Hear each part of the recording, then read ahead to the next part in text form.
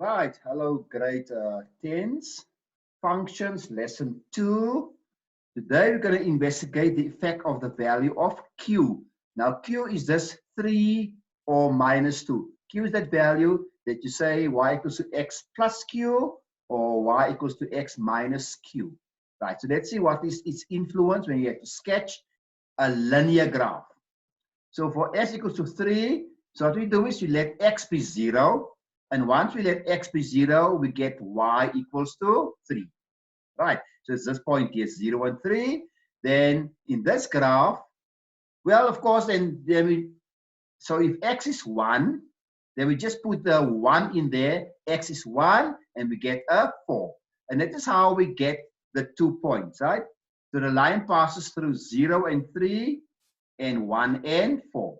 0 and 3, 1 and 4. For this particular graph, right? Only for this graph. For the second graph, we do exactly the same, right? We first let x be 0 to get minus 2 for this point. Then let x be 1. It gives you minus 1 for that point. So there's our 2 points. That's the 1 point for the one graph. There's the other point for the second graph. So let's sketch the graph now. Remember now, the mother graph is always in the middle. The mother graph runs through 0, remember? So there you are. There you can plot, right, the point 0 and 3, right, from the previous page, remember? And the other point was 1 and 4. And then you could draw your line. Same here. Plot the point 1 and 1. And the other point was 1 and minus 1. Right. And then you draw your line. Then you will notice that with this graph, the q value is 3. So there you are. So the y-intercept, in other words, is 3. And you will also notice if this is the mother graph with y equals to x plus 0, then plus 3 means this graph went up. How many units? 3 units. This one here equals to minus 2. So what do you expect? That a minus 2 means the graph must come 2 units down. So there you are. X is minus 2. Right. Not so bad. It should be clear to you that from the graphs y equals to x plus 3 is the mother graph y equals to x shifted 3 units up. And in this one here, x minus 2, from the mother graph shifted 2 units down. And of course, the y-intercept for this one is 3, and the y-intercept for this one is minus 2. Let's look at the second graph now.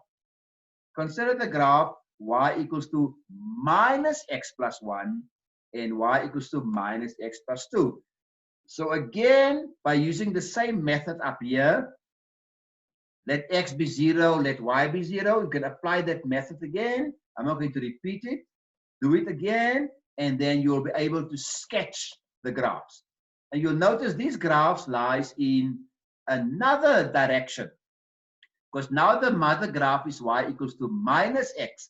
So it's a graph that goes to the left. However, this graph plus 1 is still going 1 unit up. This one minus 2 is still going minus 2 down. So it doesn't really matter in what direction your graph lies. Just remember, if this value in front of x is negative, the graph lies in that direction. And of course, like the previous one, if x is positive, the graph will lie in that direction to the right. So we also call it an increasing function, and we also call this one a decreasing function. You've done this last year, so there's nothing new.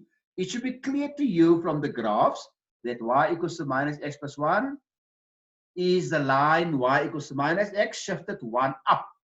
And this one is the line, the mother graph shifted 2 units down.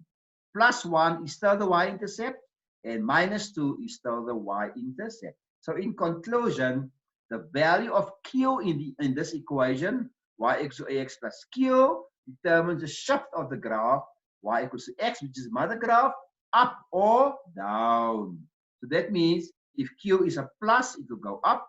If q is a minus, it will go down.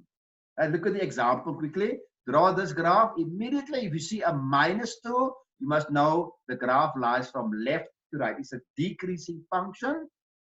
So again, you can let x be negative. Sorry, you can let x be 0 and let the y be 0 to find the turning points, right? You can do that, right? Now remember, the dotted line is the one which lies in the middle, right? -2x. Then this is the graph that shifted 4 positions up. You see? But again, you can sketch it by making x 0 and making y 0. There's also another method. We call it the dual intercept, where you make x 0 to get the y-intercept, and then you make y0 to get the x-intercept. So this is the two methods of sketching a graph. Right, so I hope this is clear. So this is now video number 2. In video number 3, I will start giving you homework. Okay, thanks guys, end of the lesson.